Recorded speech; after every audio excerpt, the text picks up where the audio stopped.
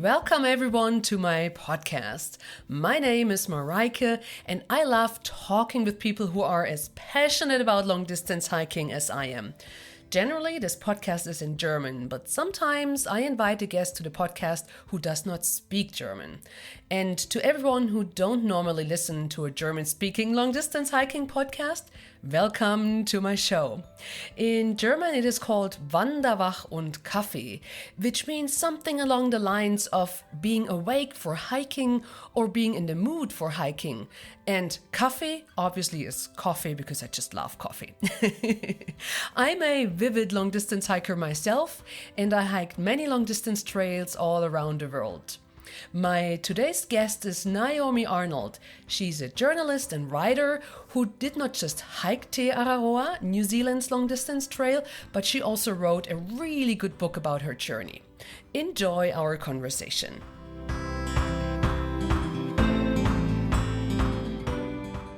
Hallo and welcome to Wanderwach und Kaffee, dear Naomi.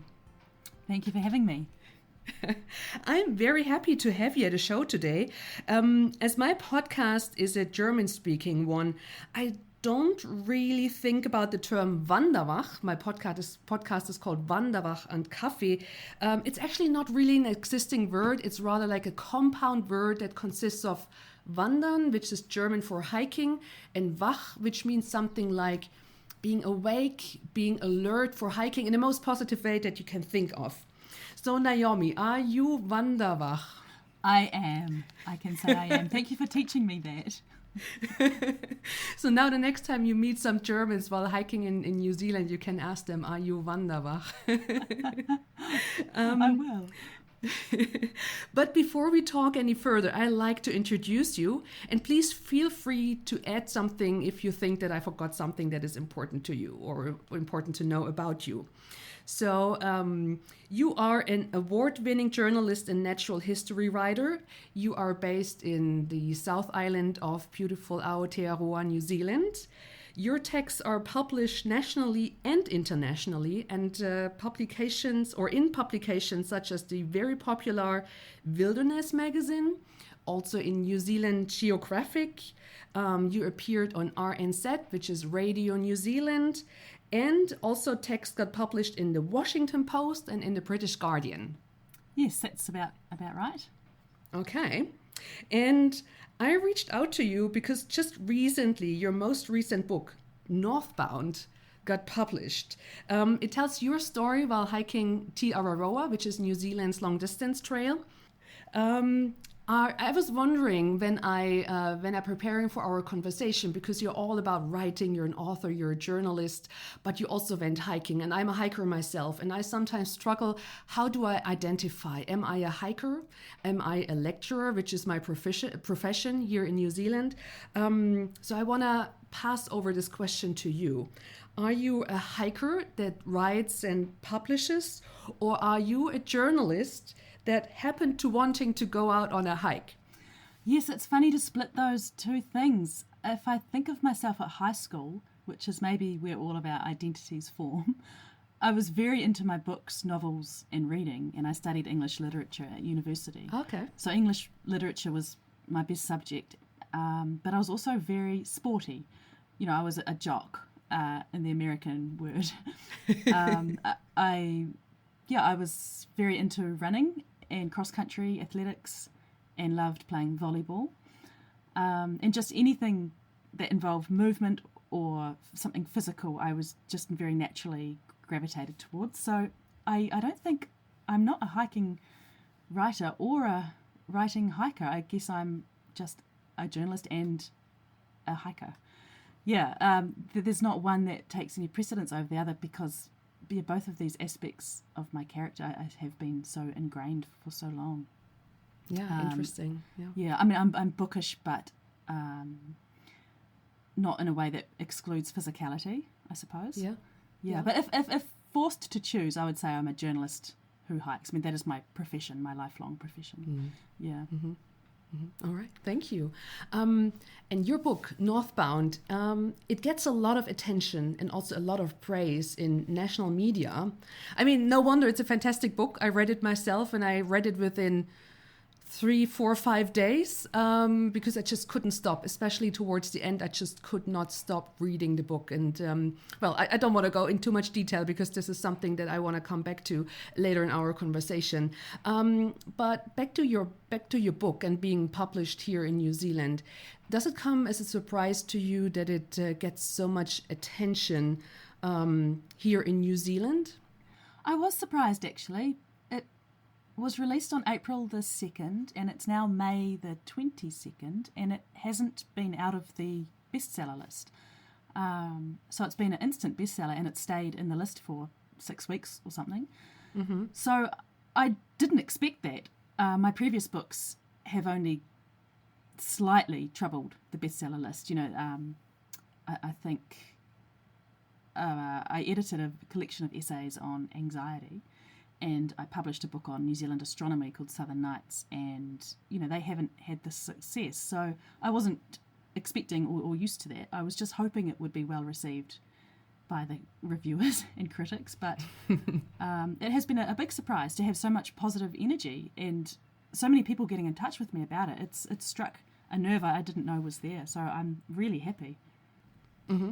And I mean, it totally struck a nerve, but do you think it's also part of, because Te Araroa, I mean, you wrote about your through hike on Te Araroa. Is it maybe also because Te Araroa gets more and more known, not just in the country, but also beyond New Zealand?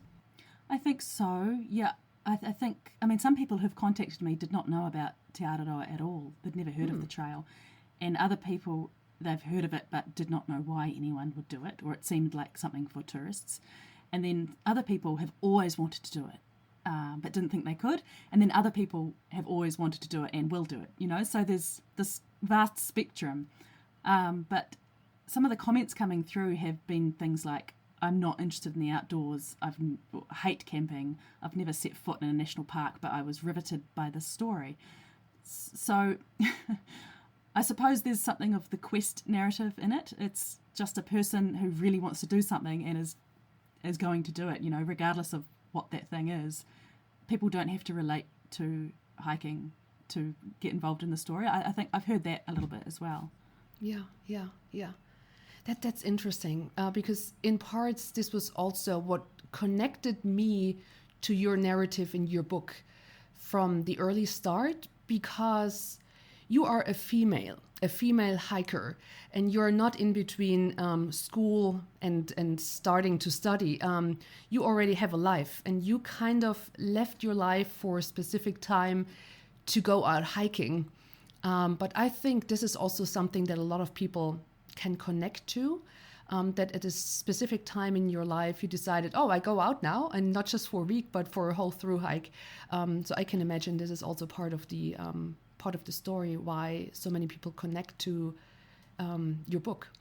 Yeah, I think at my age, which is 43, the desire to drop out of your life sometimes, especially since COVID, it's been a very difficult 6 years or so, 5 or 6 years, and especially looking at the world right now, the desire to drop out and tune into yourself, to use the 1960s phrase, drop out and tune in,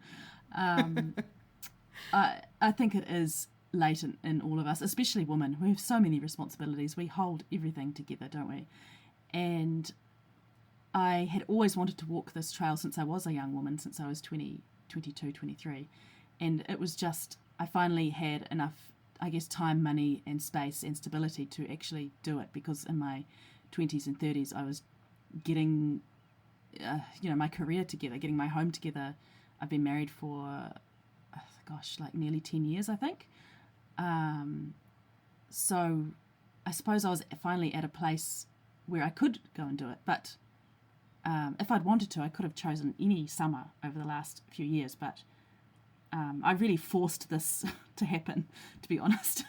Last year it was really now or never, because I'd just put it off and put it off and put it off. Not enough money, not enough time, but I spent the whole year getting ready, getting my schedule ready, and it still wasn't quite ready, as it turned out, to go and do this. So yeah, I just, in the end, I just forced it, I think. Mm-hmm. You mentioned you had this in mind to hike Te Araroa for a long time now. So was hiking always a part of your life? Yes, My father was a physical education teacher, an outdoor education teacher, but we didn't do much as young children because he stopped teaching when I was about 12 or 13, which is about the time when you'd start going out with your dad on serious trips, So we just went for day walks, and he taught me a bit about the natural world, and so we didn't do much hiking or tramping, as we say in New Zealand, as young people. But it was university I got introduced to the mountains. I grew up in the far North Island in Te Puke near Tauranga, the Bay of Plenty, which doesn't have many high mountains around, and went south to Dunedin to study at the University of Otago, and that's very close to the mountains of New Zealand, the Southern Alps. So that was when I started going out with friends on a few tramping, hiking trips. And then when I moved to Nelson, this is a wonderful place to hike. We have 3 national parks surrounding us. There's snow, beaches, fjords, alpine hiking, bush, forest hiking, valleys, rivers, everything is here in the top of the South Island.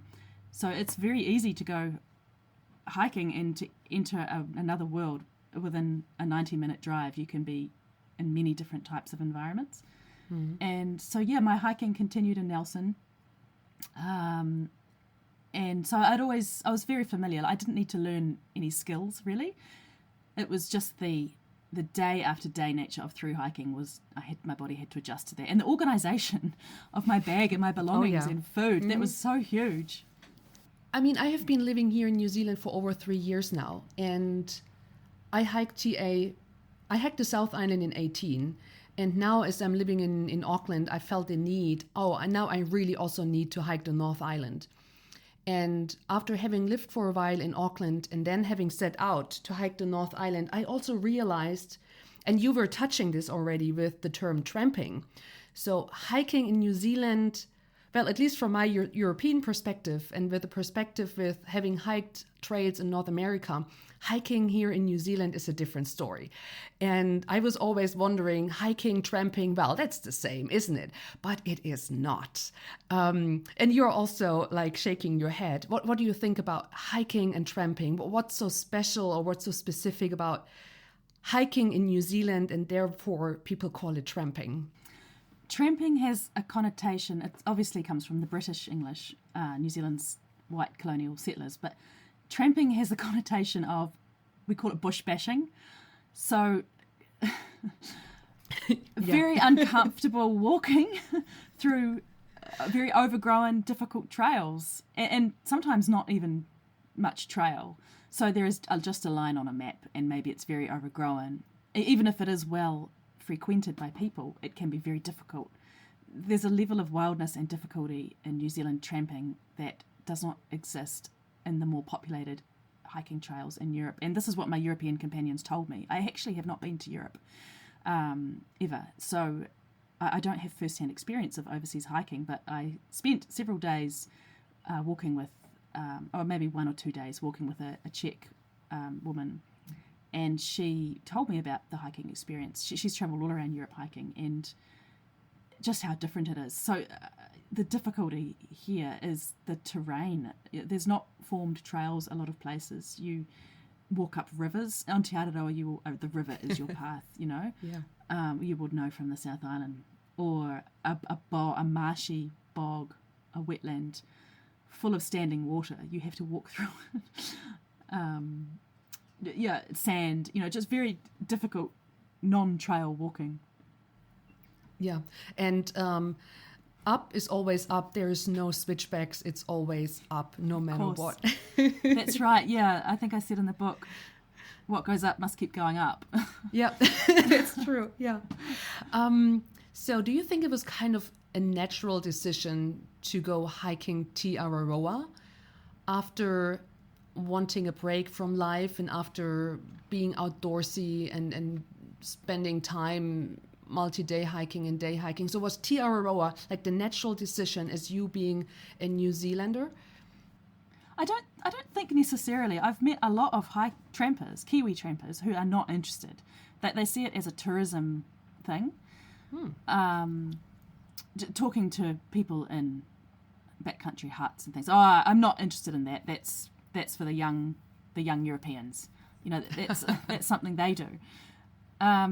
It's seen as, I mean, obviously not every Kiwi thinks this, but I was surprised that a number of people just were not interested in even doing a section of it. It seemed like something created, and they maybe fancy themselves as more of a maverick who wouldn't go on a created trail, you know. Even though it's popular, but it's still a young trek. It was opened, I think, 2012. I'll just check that. Yeah, Te Araroa opened, I think it was 2012. Yeah, 12 or 13, yeah. Yeah, 2011, sorry. Okay. So December 2011. So the impression I got from a lot of older male Kiwi trampers is that it's like bungee jumping or jet boating or something that tourists might come to do. But if they walked a section, they would, they would soon realise just how challenging it is. And that this day after day nature is so much different from regular tramping trips. I just think they're uninformed, actually. And a lot of the trails in the South Island especially are already on existing routes that they would walk.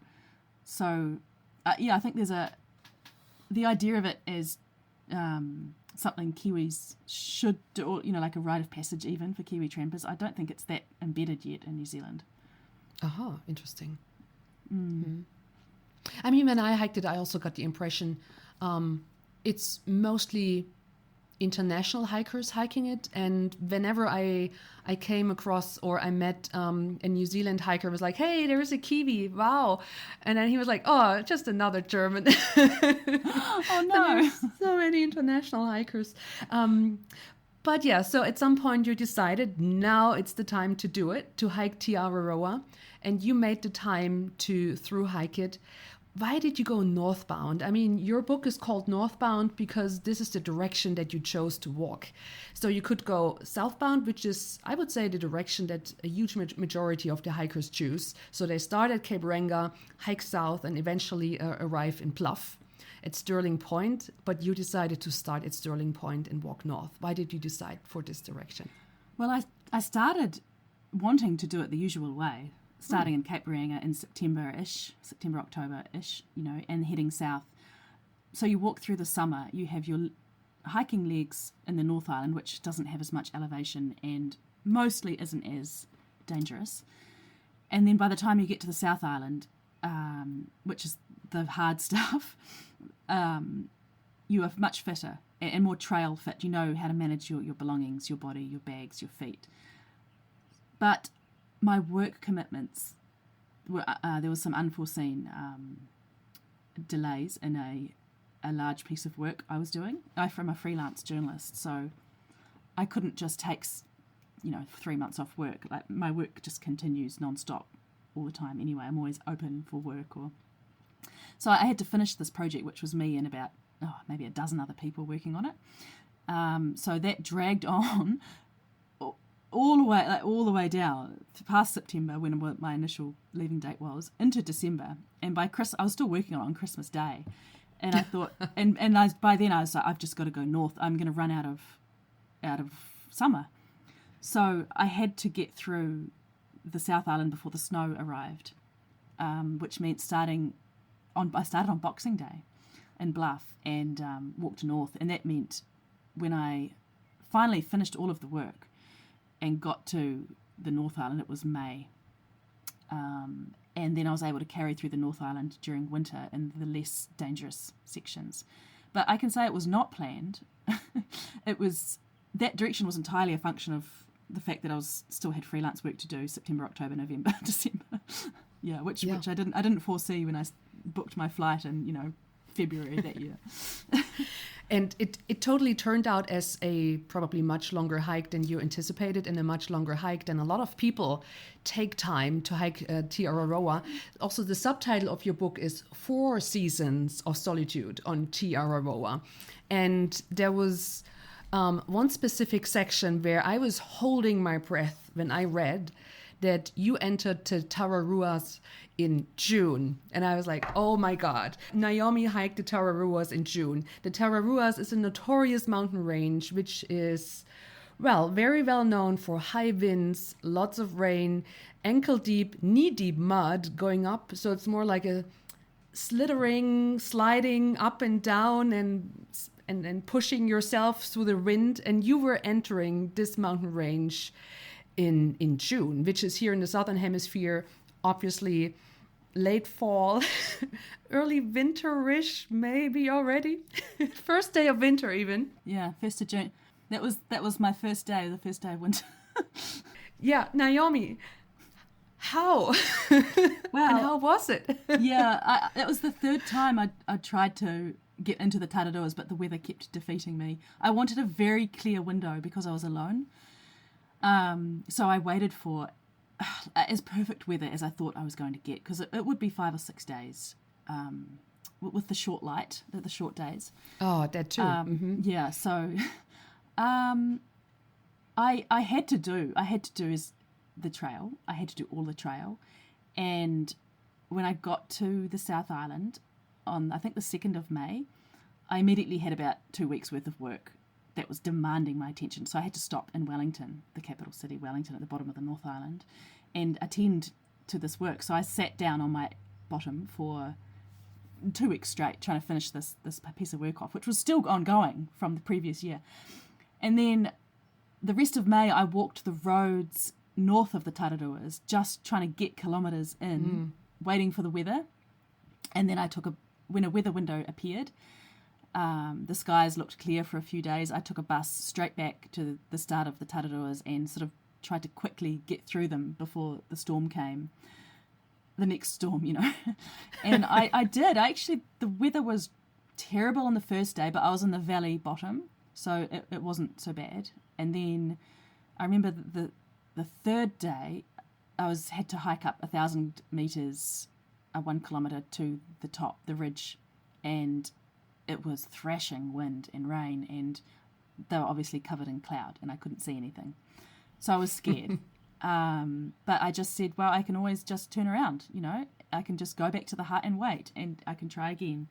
So I walked up this kilometre ascent, and then when I got to the top, I was scared because I was in the clouds.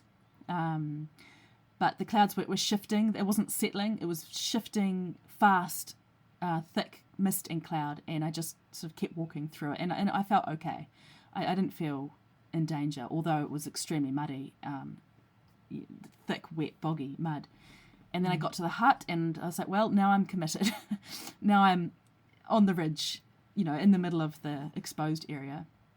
The next day was fine, but it was so cold. I was freezing, and I stopped early to eat. I was just so cold. I couldn't get warm. And the third day, and the last day, I said, I slept for 14 hours that night. I must have been quite tired. And because the sun's setting at 5 o'clock, Yeah. And then the last day I said, right, I'm getting out of here. I'm cold and hungry, and now I've eaten too much food for 2 days. So I did a 20-kilometre, 14-hour day straight out, starting 7:30 a.m., finishing at like 9 p.m. through the dark for 5 hours, and just to get out of the mountains, because I'd just had enough by then. So yeah, it's just every day by day you just make a decision based on the weather, and I was well prepared to drop into a valley and leave the ridgeline if it got too scary. Yeah. Something that just crossed my mind is that a lot of people go out on a thru hike and they have like 4 months or 6 months to do this, and so they're kind of not in a rush, but they kind of have a schedule, and people might skip a section because of the weather window doesn't suit their abilities to go through a mountain range, for example. But you, with having a freelance job that kind of forced you on trail, off trail, on trail, off trail, this kind of gives you some freedom as well. It just occurs to me to hike sections, to wait for weather windows without having to have in mind that you have to catch a flight, or that you have to go back to work, or that you have other commitments to go back to. So something that at first can appear as a disadvantage that you have to go off trail, can actually be an advantage here in New Zealand because of the weather and therefore the weather windows. Yeah, you do have to jump around quite a bit for the weather, because if a storm comes, you have to walk up a river for 2 days. You cannot go into that river, until a couple of days after the storm has passed. So because the trail is the river sometimes, or you just, Yeah. I mean, people skip things all the time, but I was really committed to doing as much as possible, all of it, until the very end, when I a couple of sections I skipped for reasons I'll probably end up talking about. But my pressure was my husband at home becoming progressively annoyed at me and irritated about how long this was taking, when I had said 5 to 6 months, maximum 6 months. By the time I got to 6 months, I was in the middle of the North Island. I still had 2,000 kilometres to go, or 1,000, or something huge, I probably wasn't even halfway in terms of kilometres walked. So he got increasingly frustrated. He was lonely at home, and sort of begged me to cut it in half and stay with him over winter and start again in the summer. But I just said, no, I want to do it in one go. That's the challenge. So I just refused to come home. But it did take a toll on our relationship, because he was very annoyed. He supported me, but he was also very annoyed with me.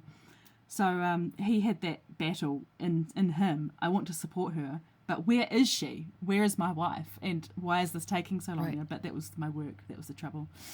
But he's used to my freelance work taking over our lives a bit, with the stressful, crazy nature of it, and the last minute nature, obviously. You have to drop everything and go somewhere to do a story.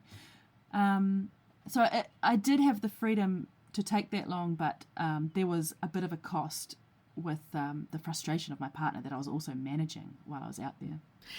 That's something that kind of a lot of time gets forgotten, that there is often also a partner who's left at home, and I make these air quotations here, left at home, who's supportive and having your backs. So my partner is also long distance hiker, so I'm sometimes the one who's supportive of my partner who's out hiking and I'm back home, or I'm out hiking and he's supportive of me. But I know the toll that it takes, and it comes at a cost, and you kind of have to negotiate with your partner to get things done and to make things work. But there was something else that was just crossing my mind. I remember I read in Northbound that at some point, I think it was on the South Island, you had to see a dentist. So you were in pain because of a tooth issue. And I remember reading that you were like, no, I cannot leave the trail. I have to hike this trail. And even though it would have been so easy for you, you're located in Nelson, and when you're hiking the South Island, it takes probably a couple of hours and you're back home. But you were so opposed to getting off trail. And I could feel this so well, because once you're committed to something, you want to do it. But what were your fears? What would happen if you would go off trail? I just felt like I would ruin the purity of it. And I said in the book, so what happened was that my husband met me in the middle of the South Island for a couple of days, just for a holiday and to catch up. And that's 4.5 hours drive from Nelson. So it was quite a long way, or maybe 5. Okay. And there was a storm coming. I'd just gotten to this crazy old hotel, mangy old motel. And then the storm would arrive the next day. And I said to him, I'll just wait here. I'll just wait here for 5 days. I'll camp. I'll just go to the backpackers. And he said, why would you wait here when you can come home and have free accommodation? Right. And I said, no, I can't leave the trail. And he said, well, you've left it now. You're at a hotel down the road from the trail. I said, well, this is still in the vicinity. I had this tight idea of what leaving meant. So in my mind, it was okay to hitchhike to Christchurch, but I could not take my husband's offer to drive home. So it didn't make sense. And I said in the book, his was an argument of practicality applied to a feat of romance, but it was only romance that was getting me through.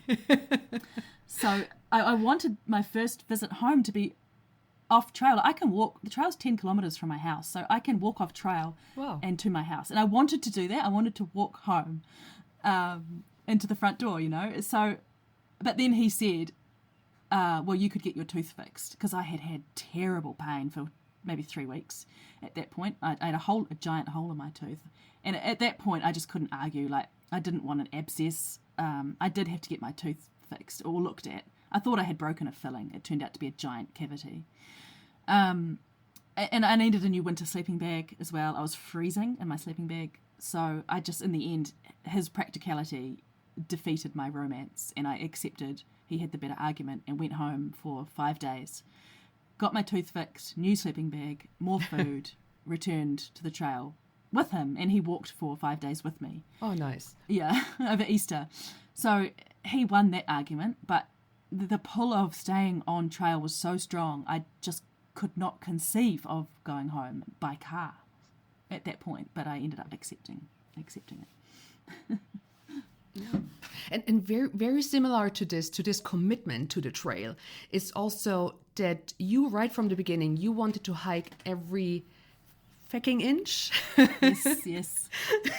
How come? I mean, especially the TA is a trail where a lot of people, they skip some road walks, or people have to skip a specific notorious section because of weather, or you have to hike or hitchhike around rivers or lakes. So it's a trail that is very prone to skipping sections. But why did you decide that you wanted to hike every single inch, basically? Yes, it is a difficult, awkward trail. It's sometimes private land, sometimes road, gravel road, highway, as well as bush, mountains, forest, rivers. But I like the idea of a line on a map that you follow unbroken the whole way. It just appealed to me. And also, I know myself at this age, and if I skipped one section, one road walk, I would see no problem with skipping.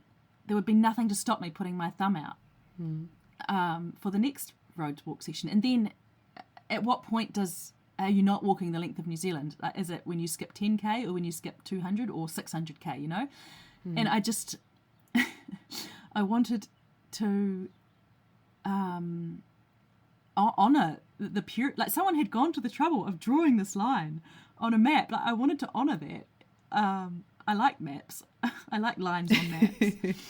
And there's just something magical about committing to every step, an unbroken line. But by the time 7 months was up, my husband was frustrated. The budget was blown. The budget was well and truly blown. When I got to Auckland, which is, there was maybe 700 kilometers to go. I can't recall how much, but yeah, six to something 700 like kilometers. Yeah. And I was under real time pressure then from my husband, from myself, and the trail was flooded, and it would take several days to go down. And I could either walk on State Highway 1, which is illegal. It would be down the middle of a 8-lane motorway on the median, the middle strip, you know. And I'd already been picked up by the police for doing that on a different road. So I knew that was illegal, and I'd been let off a $500 fine with a warning. So that was very embarrassing. And then the other alternative was to go back and walk for maybe 2 days, 3 days around. But there was I didn't know where there was camping, or it was very strange, out of the way roads. And I just thought, this is getting ridiculous. You know, like, you have waited and gone around and come back and gone back and forth to try and get every inch. And now it is stupid, you know, like, you're endangering your marriage. So at the point, by the time I'd done nearly 3,000 kilometers, I just said, okay, you've proven your point. Like, now it's getting stupid. So I caught a ride for about 10 kilometers, just to get past this state highway stuff, and then walked horrible roads into Auckland, the major city. And then after that, I did brake, I think, 3 more times. 2 girls offered me a ride on their quad bike, their motorbike, and I just thought that was so sweet that I accepted, because they were 15, and I thought, how cool, they offered me a ride. It was all they had to give me, you know. And then I took a ride when the trail went through a kayak section, a water section, and I could not go north by kayak, so I walked along the road off trail, and someone gave me a ride, and I thought, well, it's like a kayak, it's just in a car. And then the third section was when really bad weather was coming on 90 Mile Beach, when I had 1 day to finish, and I had already had a hailstorm. I had run out of food. My toes were completely destroyed, and I was worried about infection, and I took a ride another 10K up the beach. So those are the times I broke. But I will say, honestly, like, because there were so many trail closures and slips, I walked so many 30-kilometre road detours that I would have done well over the trail kilometres anyway. It made up for it. Yeah, it made up for it. Yeah, so it's not, I don't, by that point I just didn't care, but yeah, I can claim that I definitely walked longer for sure. Yeah. Let's go back to the book, right? Not right at the beginning, but after about 100 pages, something really caught my eye. There was a paragraph in which you were describing how your body adapted and changed, or changed and adapted to hiking. And this is something that I would say all long-distance hikers realize at some point or the other. But something that caught my eye was that you were not describing how your body is adapting to hiking, but also how you notice that you're aging. And I'm also 43 years old, and I'm a female hiker myself. And normally when you're out hiking, you feel like you're getting stronger and fitter, and you feel like your back is able to carry your backpack with more, with less trouble. But I really was intrigued by this paragraph that, if you allow, I kind of read out. Sure. So that people know what I'm talking about. And maybe let's start with the short paragraph where you're describing how your body adapts to hiking. So I hardly saw a mirror, and my body had adapted without me noticing.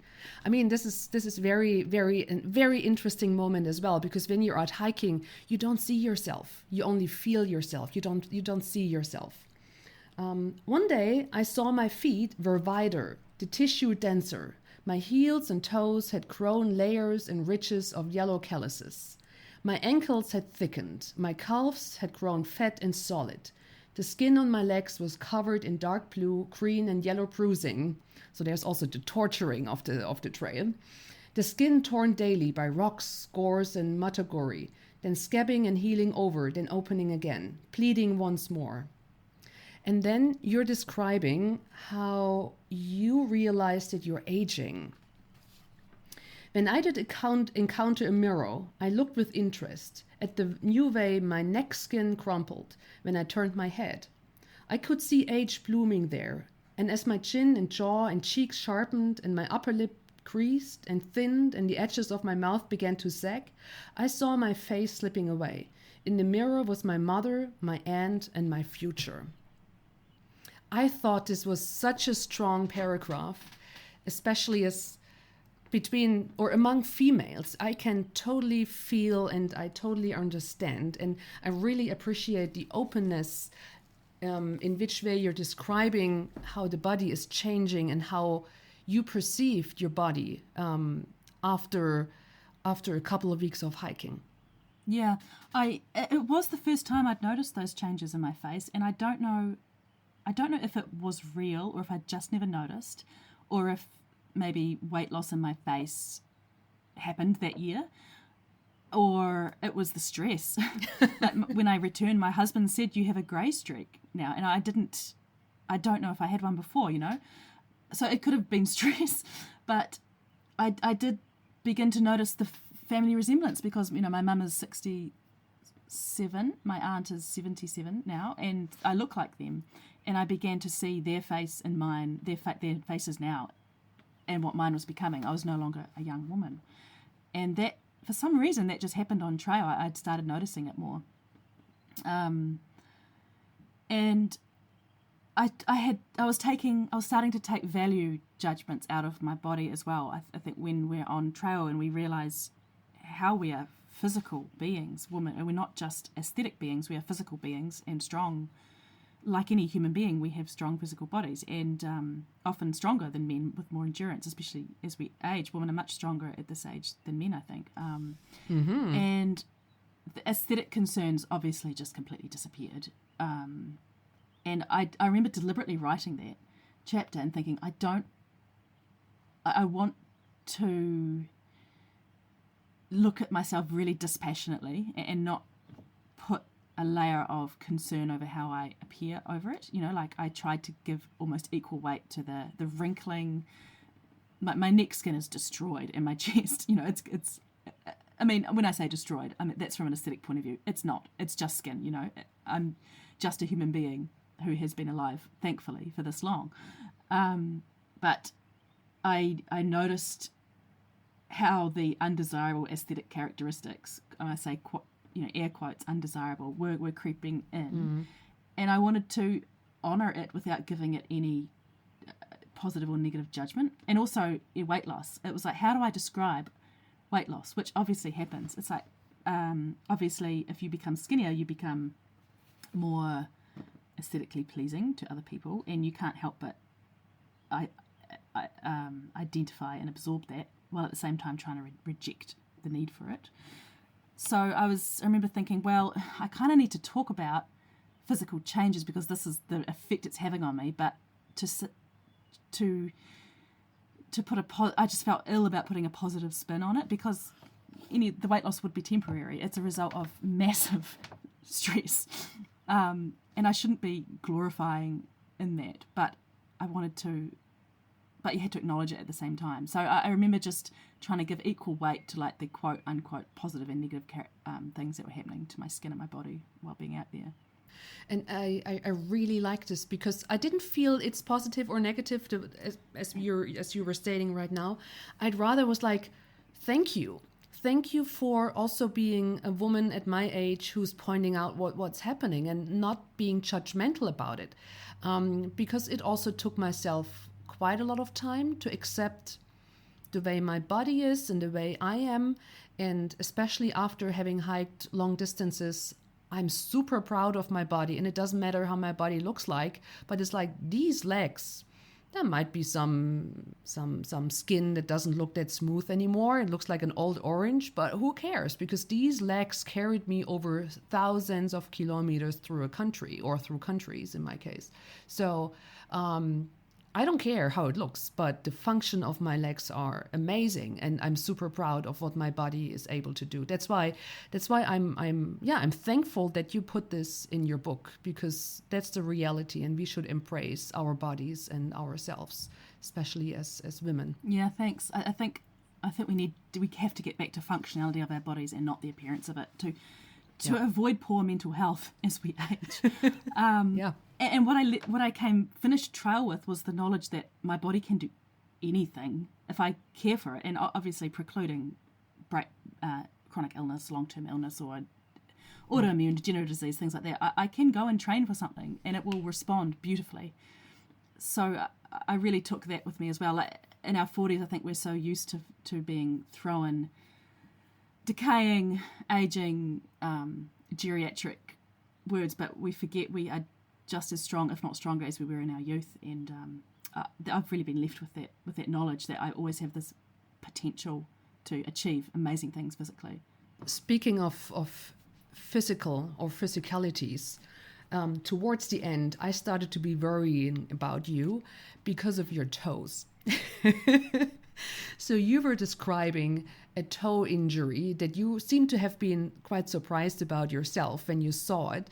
Would you mind going into some details about what I was touching here? So, well, touching only metaphorically, because this toe injury sounded really, really bad and cruel. Yeah, I had trouble with my little toes the whole way, my pinky toe, because the shoe toe boxes are too small for our feet. The front of shoes are too narrow. So I just had trouble with my small toes, and at the end, I decided to do something like 250 kilometers in a week or some massive amount. I was like, I've got to get this done, and get home. I've just got to get home. So I just went for broke, and it was a day when the trail became a river again. And so you walked for half a day, literally wading down a river. But this was a soft, sandy bottom. It wasn't a rocky river, South Island River. It was a North Island sandy river. So I walked down the river and then decided just to keep walking all night. And I think my toes had already been destroyed by the road walking. There's so much hard road walking. and they just got hammered. It was day after day after day of hard road walking, and that just killed them. They were so painful. This river walking softened them again, and they probably just didn't have time to recover. And they just was open. They were just open wounds for a couple of weeks probably. And by the time I got to 90 Mile Beach, it's not actually 90 miles. I think it's 88 kilometres or something. I can't recall the exact length in kilometres, but they were like, I remember seeing half of the top half of the toe was just kind of gone. Like the toenail, the toenail was long gone. The toenail was a distant memory. But it was like it was like it was a trapdoor is all I can describe it as. It just the top half of the toe was just, you could lift it up and down. Oh, like it was like a flap. And I at 2 a.m. one morning I woke up sick with nausea, and I'd been dressing them and putting stuff on and bandaging everything, to try and get them comfortable. I cut my shoes, everything, and then I woke up at 2 a.m. sick with pain, and that was just pounding, aching, throbbing. And I went to the shower at 2 a.m. and I got a needle and a lighter, and I actually, I don't know if I put that in the book, I can't remember, but I sterilized the needle with the lighter and jammed it into this toe because they were black. I remember this. Oh, it was in the book. Did I put it in? Yeah, Okay. you put it in the book. And I lifted up the edge, and I was like, it was black underneath. I was like, is that mud? Is it rot? Like, I didn't know. I just didn't know what it was. So I tried to clean it out, but I nearly fainted from the pain. So I just thought, I've just got to finish this. I had 3 days left of the whole thing. So I just packed it with antiseptic plasters and just hobbled the last way, and they just got more and more painful and destroyed. It was agony, and that was on the very last week. So my toes were ruined the whole way, really. But this was only, I think this is only an example of how daring a trail can be on a body, but how much strength hikers have to push through it. I mean, you were just describing that you used a lighter and a needle, and then you poked the needle into the toe, and then you kept on walking, and you kept on walking long distances. Yeah, I did 62 kilometres the next day on the beach, straight. I sat down once.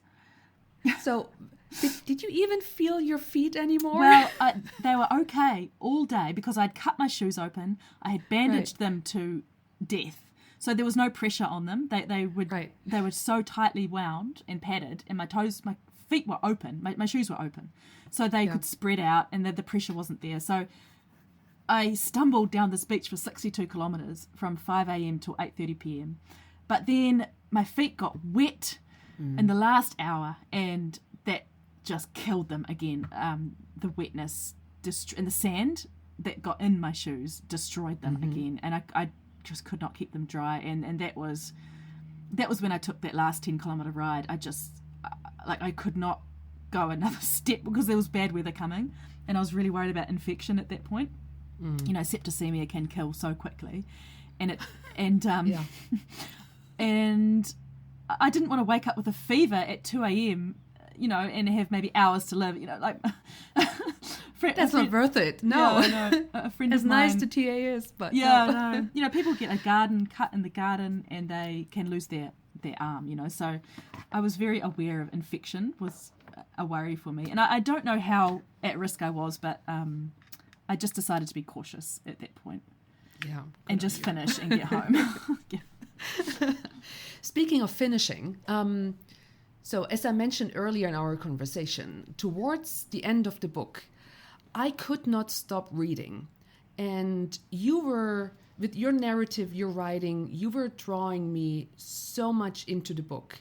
I really had to keep on reading, flipping the pages, read. And I had the feeling, this breathlessness that you were describing, like you were hiking, you were just mentioning 60-something kilometers.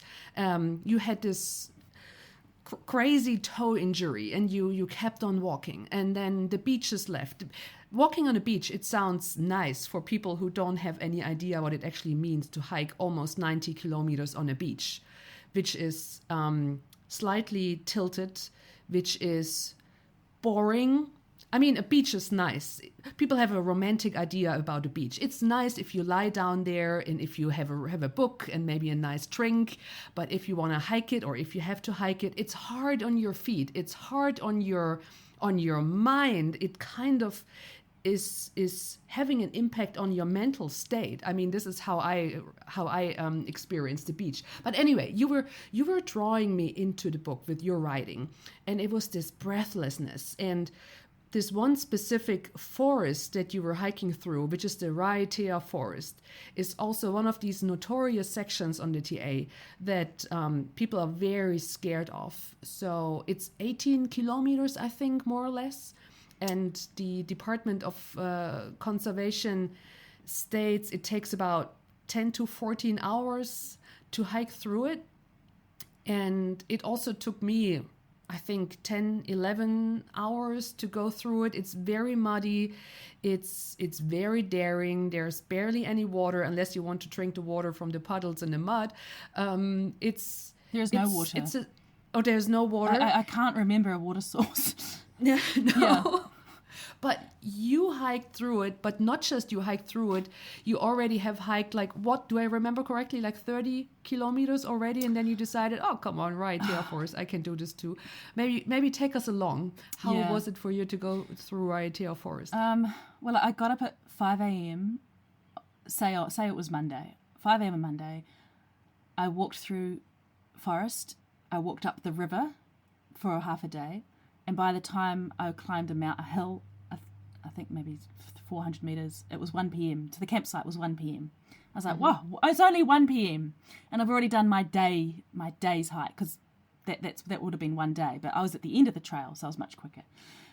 And usually people going south, it's one day, it's one of their first days. So I thought, I'll keep going. And then at 4 p.m. I thought, I'm going to keep going for as long as I can, just to see how long I can go for, you know. I'm going to walk to Kaitaia. So that was, I think it was 30. I'd done 30k hills, rivers, and then it was country roads. And then by the time I got to the Aotearoa forest, it was maybe 8 p.m. So, and I thought, I'm just gonna keep going. Why not? You know, I've walked. All right. I'd walked at night for so many hours already. Night did not bother me at all. I knew I could walk all night. I'd already done it several times. Because it was winter, it was dark constantly. I had so many batteries for my headlamp. It was fine. It didn't bother me. So I just decided to. I think I wrote in the book, just to feel something again, because I'd been quite bored in the North Island. It was roads, metal roads. I was like, okay, this is my last forest. Let's just see, how long can I go? Let's really test the limits. So I started at 8 p.m. I went all through this muddy forest up to my knees. I got stuck in mud for a long time, like literally stuck like quicksand. I could not move my legs. I ended up, because, you know, I don't know if you've ever been stuck in mud, but your tendons and ligaments feel like they're going to break when you try and move. It's very scary, actually. If you fall, you could snap something. It feels like that. So I spent probably about 20 minutes trying to get out of the mud at one point, stuck. I don't know if I even wrote that down in the book. So much happened. And then I think at midnight, I summited the top or something. Oh, no, it can't have been midnight. It must have been 2 or 3 a.m. And I saw the city I was trying to reach in the distance, screamed with joy. At dawn, I was down the mountain, coming out into civilization, and I stopped at maybe 10 a.m. I stopped to my first water I'd found since 8 p.m. the night before. I was out of water. I filled up, and when I sat down, that was it. I was over. As soon as I sat down, I was done. And I stopped at a Hare Krishna farm. For the night. I spent the rest of the day there, and then I left again the next morning and walked the 20 kilometres along the road to the last town on Te Araroa. So it was 60 mountain kilometres over 36 hours. I don't know. It was from 5 a.m. overnight through to maybe 11 a.m. And the next day I was fine, absolutely fine. Box of birds, as we say in New Zealand. Box of birds, happy, chirpy, fine. You know, like that's what through hiking does for you. You're just so fit and resilient. You can, and I got no sleep that night either. So, Do I remember correctly that you didn't really have something proper, in air quotation marks again, something proper to eat with you? That was the last. Or not enough? I think I was okay at that point. Okay. But then it was the last 4 days when I just had delays, and I had actually forgotten to go to this tiny store by the time it shut. And I just wanted to go. I didn't want to wait another day for it to open. So I just went down the beach with basically no food. But by then I just knew, you just know how long you can survive. I could survive without food. I'd done it plenty of times before. I didn't care anymore about food. Yeah. Yeah, I just had a few snacks and a can of chocolate mousse. But it kept you going, and eventually you reached Cape Reinga. Yes. And how did it feel to eventually get to the end of this adventure, journey, endeavor, dream, nightmare? How did it feel? The last hour I was crying, just not massively, but I had tears in my eyes. I was feeling really emotional walking along a beach. Of course, the weather was terrible. It was freezing cold. It was a storm. It had been a stormy for the last few days. Wind so windy. I had to walk through the sea again. I was high tide, so the beach was washing in and out the sea. My feet were destroyed by the wet again, the sand again. And like leading up to the end, the last day was more emotional than grabbing that pole at Cape Reinga. I walked up to it, I wrapped my arm around it, and I just kept walking around this pole holding it. And all I could think was just, I'm done. But it wasn't as every through hiker will say, it wasn't a major rush of emotion. I just felt really content. And I remember thinking, it's time to go home now. And although part of me that day had wanted to turn around and keep going back, just turn around and go all the way back again, I really wanted to do that. But as soon as I'd finished, I thought, my life is waiting. My life has been waiting for a long time. I think it's very fascinating that when you're setting out on a through hike, and when you're having a bad day, you're picturing yourself arriving at the terminus and arriving at your goal, which is the end of the trail. But when you're eventually arriving it's not that you feel this happiness, and it's not that you feel this, or I never felt this happiness. And you were also mentioning when you're a through hiker, it's not like this that you're overwhelmed by a specific happy or satisfied emotion when you're at the end of a trail. Why do you think this is the case? Why is it more feeling content, and maybe it takes a couple of days to feel some specific happiness? Or to me, myself, I almost always feel very upset and sad that this nice, free, autonomous time is over to some extent. Yeah, I that night I cried. I remember just crying and crying. I didn't know who I was anymore, you know. This was my goal for nearly 9 months. And I had one goal, get to the end in one piece. What do I do now?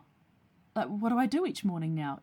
I finished 8 months ago now, and my life is back to normal. I hardly remember what that felt like now, to get up each day and walk. And I remember writing the book with the sun rising on my right, you know, the sun rising in the east. And I can see in my photos, I have tan on, you know, the half my face. But it's funny because all you do is walk up to a pole and touch it. It's the massive emotions are just, they come in all of the days when you're tired and you're at the end of your limit emotionally. But the last day it's a very simple. I wasn't exhausted, you know. I was sore, and I was hungry, but that was nothing new. There was no great challenge to overcome to get to this pole. It was a very easy walk, really. So you can't conjure emotions in the moment that aren't there. I felt content and happy and satisfied. And they were much quieter feelings than anything overwhelming. And yeah, that night I had a lot of sadness. And when I got home I felt very dislocated. But the really big emotions had happened on the trail for months before that, in the pursuit of that goal. A lot of people hike the trail to have like a trail family or to have social encounters with people, to meet new people, make new friends maybe. But what I realized when reading your book, throughout the whole book, you were mentioning many times that you're hiking all by yourself. And I felt some kind of sadness about this. And I also found a paragraph that I like to read out at this point that kind of illustrates this to some extent. So I'm going to read. I'd originally wanted to find a trail family, but I knew loneliness now and how it sat in your gut as a yearning, a hunger, a twisting, radiating pain that on the worst days would make me stop on trail and double over in agony, gasping, heaving stops. I was desperate to lock eyes with another person, to have the relief of talking, of being perceived and understood. And then something else also caught my attention. So you're describing here how alone you felt and how you were craving human connections. But then on the other hand, you continued writing, but while I craved attention and connection from others, I was finding it harder to be with them. Each fleeting encounter reminding me of how much I was losing of being so alone. I had forgotten how to be a human. This is so strong writing. And this kind of, from my perspective, really grasps what it means to be outside alone and what loneliness and being alone on a trail can do to a person.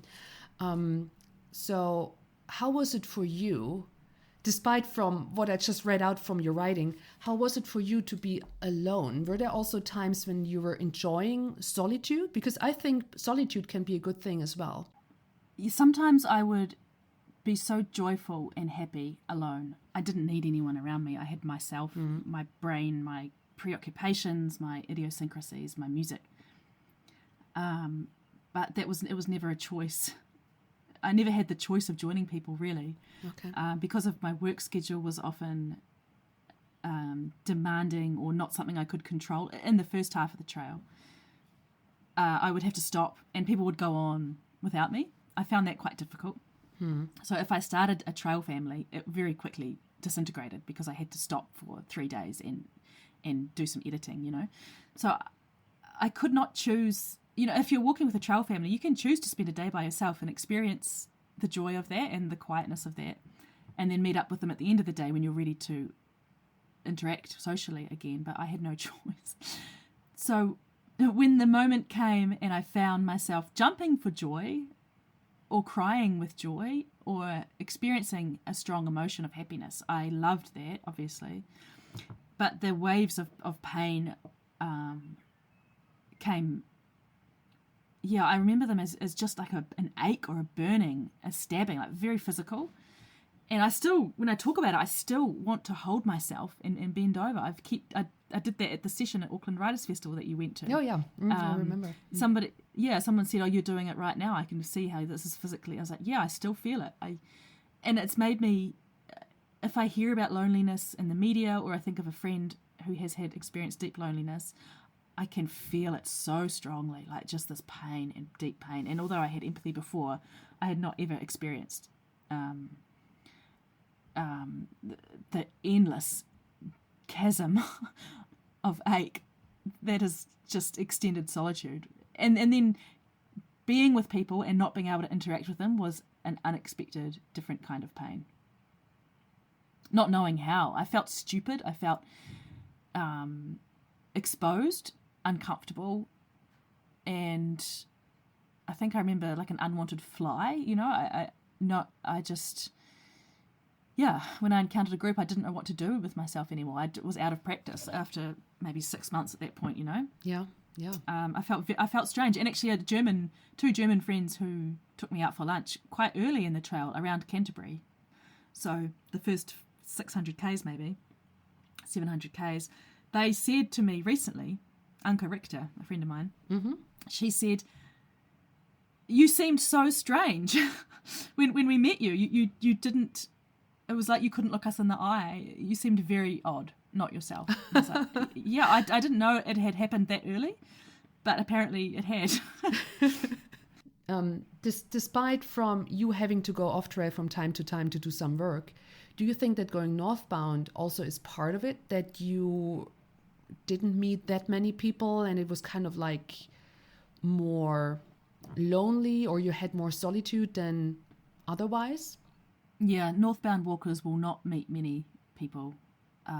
There's just not as many. I don't know the statistics, but maybe I would guess 20%, 80%, maybe 30, 70. Yeah. Yeah, sounds about right. Yeah. Yeah, there's just not as many people to meet, and obviously the southbound walkers will pass you. There's streams of southbound walkers, and they just hi, gone, you know? Yeah. And you might meet people at night in the huts, but the southbounders have their own group. They don't want to talk to you unless they ask, "Oh, how was the flooding? How was the river?" You know, it's no one's interested in connecting if you're not going to see each other again the next day. They're just not interested. So that's what I found. The southbounders didn't want to talk to me either. So, but I remember, I think I wrote in the book, I saw northbounders' steps. Their feet, obviously the footprints were different. They were going my way, and I would see their footprint in the dust and feel this connection with this person, this ghost who was there and now gone, and I would feel that pain again. Where were they? We were all on the same train track, but they were not in sight. And maybe they were just 2 hours ahead of me, you know, and I could not catch up and could not find them. That was very unexpected. Yeah. So in 2018, I also hiked the South Island going north. Yeah, cool. And I share your impressions, but there was something else that kind of really had an impact on me. So the closer I got to the Richmond Ranges, the more southbounders I met that told me all these horrible stories about them almost dying in the Richmond Ranges. So I was basically walking towards the Richmonds, and my fear grew bigger and bigger and bigger because all these people coming towards me, telling me more and more all about these horrors going through the Richmonds. And I didn't realize at that point, hey, they're all happy and alive. They're telling all these horror stories. And in the hiking community, we call this fear-mongering. So don't listen. Fear-mongering, yeah. Don't listen to the fear-mongers. So how did you experience this? Did you come across these fear-mongers too? So did it affect you or impact you going north, that people are telling you what is ahead of you from their own perspective? I only saw it in the app, the Far Out app. Right. You know, Far Out, used to be called Gut Hook. That was the only, that was my main source of information because I didn't meet many people. And when I did, if I met someone who was fear-mongering, the next person I met would say the opposite. So even in Canterbury, very early, the first 500k, I remember thinking, no one knows anything. And everyone disagrees, and it all depends on the weather. It depends on the weather, you know? Yeah. Was it a bright sunny day, or was it a horrible, cold, rainy day? And even very early, I just couldn't rely on anyone else's judgment. And also, I found everything difficult. Like, I wasn't 21. You know, I hadn't done much training. Everything was hard for me, so I just accepted everything was difficult. Yeah. Oh, and I wasn't surprised. The other thing was I wasn't surprised by anything. I'm a Kiwi. I know our trails are terrible. That the Americans were outraged, some of them. Like, how is this... And I was at the beginning as well, but how is this possible? This trail has humbled me, was one quote I remember. The Americans and the Europeans were just disgusted, some of them. How is this possible? This is not hiking. It's like, no, it's not. It's New Zealand. Welcome. So nothing surprised me. And I like to pick up on this. You are a Kiwi, having hiked Te Araroa.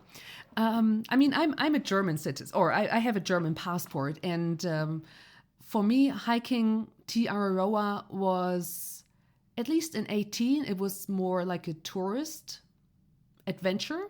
Now, as I'm living on the North Island, I really enjoyed walking towards Auckland. Like, it felt like walking towards home, sleeping in my own bed when I was in Auckland and knowing where everything is and where to resupply and how to organize myself. So logistics was not a question at all. So I really enjoyed hiking the North Island. It was a totally different experience for me. However, I'm not a New Zealand citizen. So how did you perceive your home country while hiking TA? It was what I expected. New Zealanders are very friendly, open people, and I know that theoretically, but to experience it on a practical level was something else entirely. Like I can say, oh, New Zealanders are so friendly and welcoming to strangers, but to be a stranger and to have people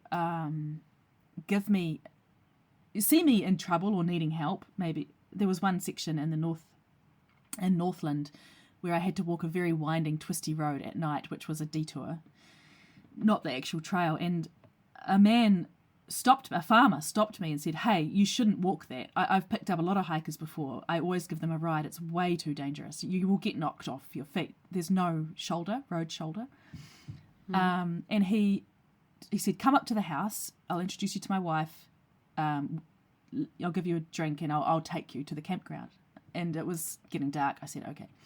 So he drove me to his house. He gave me fish he'd caught. They gave me bread. They gave me cheese. They gave me meals, hiking meals. They tried to give me more. They gave me apples. And they offered me a place to stay. I had never experienced that before. Obviously, I'd never been in a situation where I needed it before. I'd never been in trouble alone on the road at night before. Mm-hmm. So it just was really brought home to me how good people are. And I'm sure they would be in other parts of the world as well. But because New Zealand has so few people in it, I think strangers like me, as I was, would stand out more. And there's more of a community caring feel. And I haven't done this in other parts of the world, so I can't compare to, France or somewhere. Mm-hmm. But I suspect probably I would have also been helped in other parts of the world. But I had so much good connection with Kiwis. It was very heartwarming, and the danger that I felt at the start of the trail as a woman alone, by the end, had really dissipated. I didn't feel in danger anymore. Everyone I met was a potential friend. And that has stayed with me, actually. I would walk and sit at a bus, and we would start talking. I would talk to people on the street. Yeah, I was way more friendly and open on the trail, and that has actually stayed with me. I'm much, I guess open and friendly. I will talk to anyone, So. Yeah, I think that was a lasting lesson, just how good and kind everyone is when you look like you're in trouble and you're by yourself, especially being a woman. They wanted to help me. Yeah. I also experience whenever I'm on a long distance hike that as a hiker you're somewhat vulnerable because you're exposed to the outdoors, to weather, to terrain. You're exposed to people. You carry everything you have at this very moment with you on your back. And you are also kind of stripped down from all these layers that civilization kind of puts around you, or you kind of put up as a protection layer. You kind of strip, or these layers are gone. You're stripped down to your core. This is also my experience, which makes you vulnerable, but at the same time gives you so much strength. And this also enables you to connect to people around you, and people pick up on this. And so there is a shower of friendliness and kindness and happiness and support that showers over hikers when they're out there for a long time. I think it's incredible, and it's very remarkable here in New Zealand, obviously, but it also happened to me in other countries. So I think it's it kind of, I used to say long distance hiking kind of strips us down to what we are as human beings.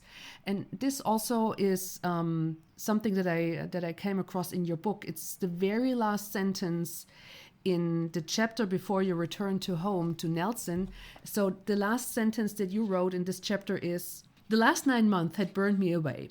Now I had to find out who was left behind." Yeah. So I also kind of interpret these layers that I was just mentioning. I kind of interpret this into your sentence. Is this something that you also had in mind, that these layers of civilization are gone, or layers of civilization kind of put on you to survive in civilization? Or is this something that I misinterpret?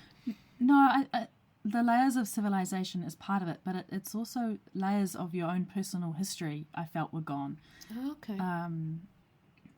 Part of, I think I wrote in the epilogue, in the last quarter of the trail, I started feeling the urge to fix relationships.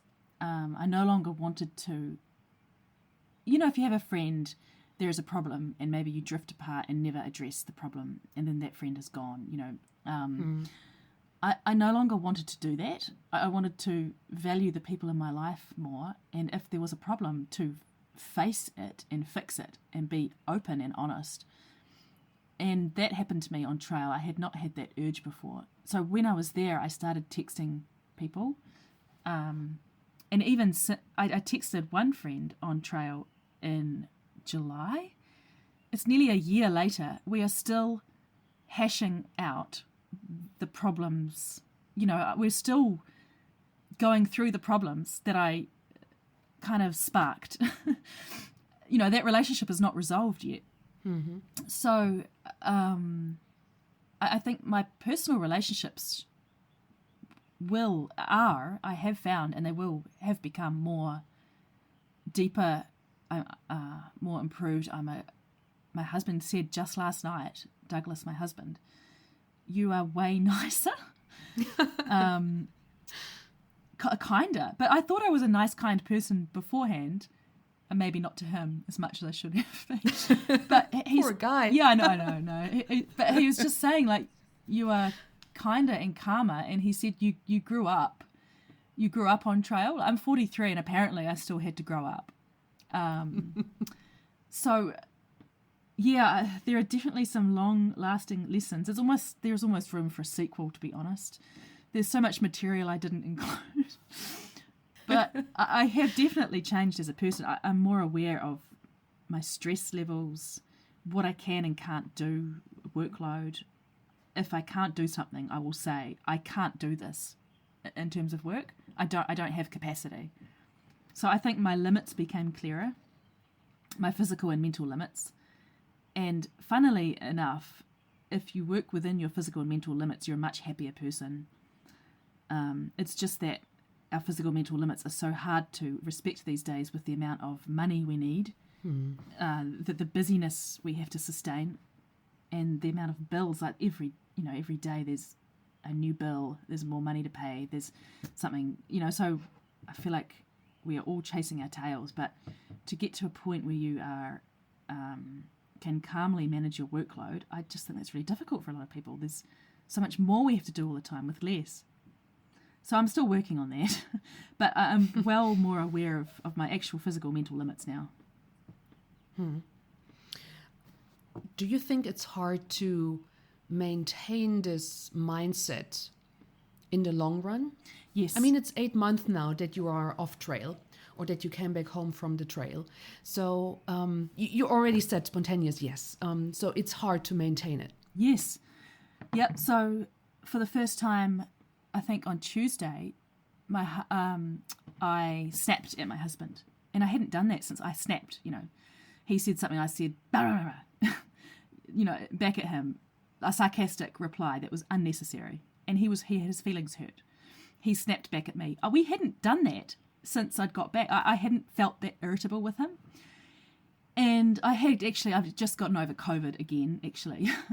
So I probably, or at least a flu. I have a feeling it was COVID, but I was very sick for about 10 or 12 days. So I was probably tired, etc. But I'd forgotten that I felt like that all the time. And so I felt my old self, my grumpy self, coming back because I've been quite stressed out with work again, and I have been sick, and maybe it's winter, not as much sun. I haven't been exercising because I've been sick, and like to keep myself in my good mental state, which I had on trail, which was very, despite the ups and downs, I was very good mentally. I think at the end I said I felt like I was 16 again. I was just so happy.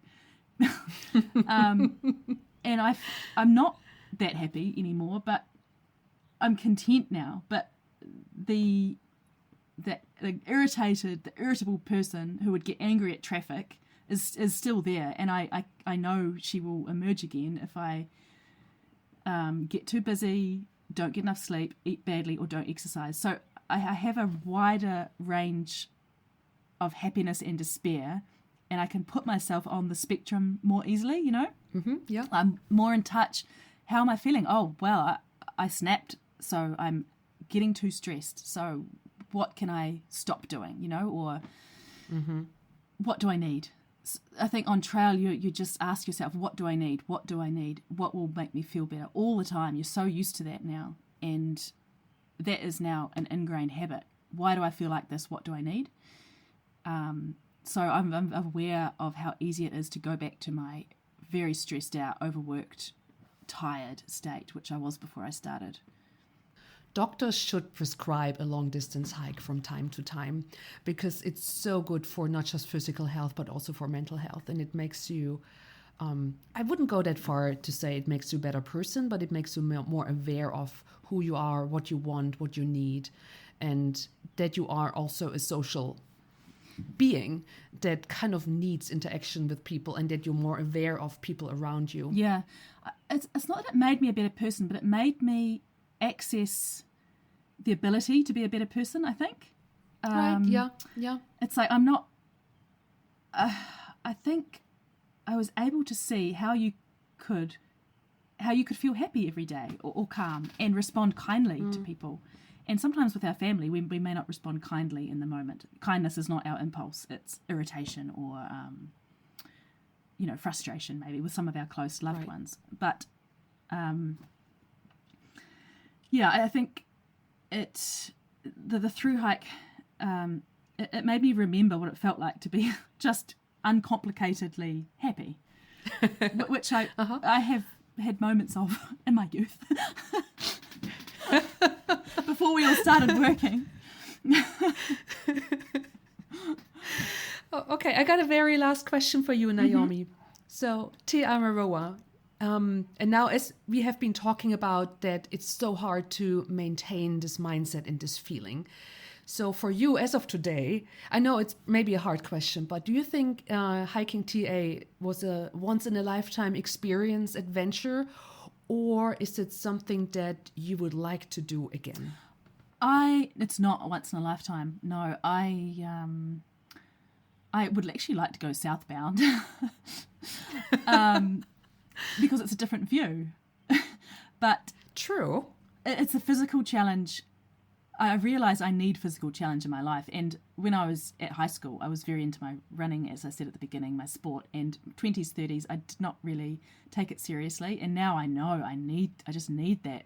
I must be fit. It's an essential. It's a totally different life. So I had when I got back, I was very busy writing the book. We had some family issues. I got COVID fatigue. And then I think I may have just had it again. So basically everything, the focus on fitness, I was training for a half marathon, but when I got COVID, it just disappeared. So for 7 weeks, I haven't really been running or doing anything physical. And it's like, I've just got to. There's just no question. It has to be an essential part of my life. So whether that's mountain biking, I'd still like to get into adventure racing or long distance running. That's my non-negotiable now, and I know that in my bones now. You know, I might have thought before, oh, I should be fit, but now it's like, no, you must stay fit and active. Yeah. So maybe there's another Southbound hike, or maybe there's a Southbound hike on TA at some point. When I'm 60, I want to write Southbound in 20 years and see what's different. Yes, please. That's my goal. All right, let's wrap up. Thank you very much for this inspiring conversation. And there were so many things that I could really connect to. And thanks again for writing this book, which is a fantastic one. So thank you so much. Thank you so much for having me. It was a joy to talk to you.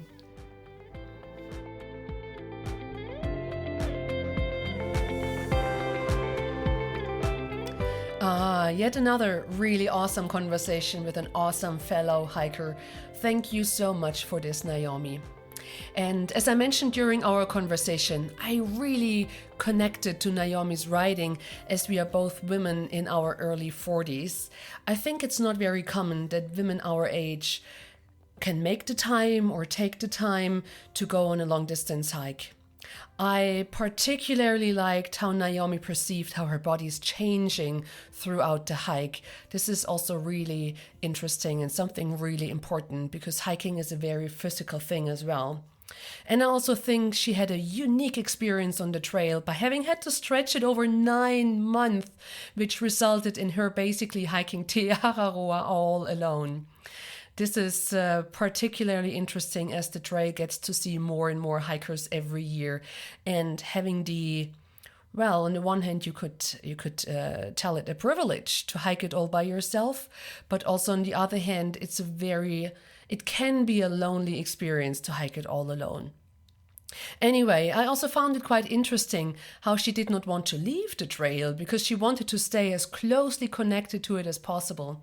It is truly a special connection between a hiker and the trail. Well, even though this conversation covered quite a bit of Naomi's journey on Te Araroa already, I also really recommend reading her book Northbound. It gives a pretty good insight in not just what hiking in New Zealand means, but also on how it feels as a woman in her early 40s to hike such a long trail all by herself. If you enjoyed today's show, please leave a 5-star rating in the podcast app of your choice and click the follow button if you want to hear more about long distance hiking. Well, mostly in German though. However, from time to time, there might be more English speaking episodes with interesting guests. So stay tuned. Thanks for listening. Take good care. And as always, happy trails. Yours truly, Marijke.